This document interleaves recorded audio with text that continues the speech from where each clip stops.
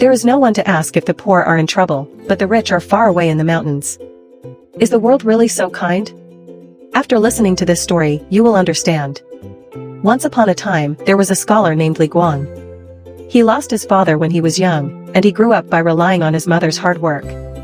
When he was 20 years old, although his family was poor, he never stopped studying.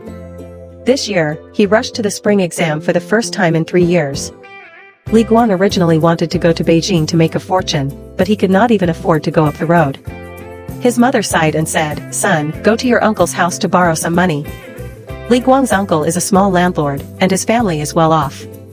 When he rushed to his uncle's house, his uncle happened to go out. He waited until noon before he came back slowly. His uncle glanced at him and asked, "What are you doing here?" Li Guang blushed and said, "I want to borrow a few taels of silver from my uncle to go to Beijing for the exam." Who would have thought that his uncle's face would collapse?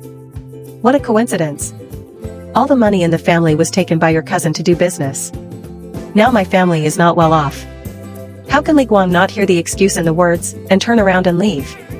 At this time, his uncle's house was full of the aroma of meat. Li Guang's belly had been growling for a day, and he was hungry. His aunt was kind and busy greeting him. When the meal was ready, he ate and left. But his uncle glanced at his aunt fiercely, and shouted with a hoarse voice, "Our family is so poor, how can there be a spare meal for the nephew? These dishes are prepared for guests." Li Guang was so humiliated, he went home in a hurry. He entered the village and passed by a friend's house. The friend saw him nodding his head and passing by the door, and he dragged him into the house.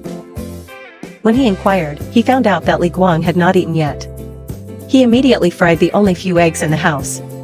His friend's house was also poor, and he couldn't afford to buy wine, so he offered 2 bowls of well water. The two of them ate while chatting. It is said that Li Guang went to his uncle's house to borrow money, but he did not borrow a penny. His friend did not say a word, and took out 2 taels of silver and stuffed it into him.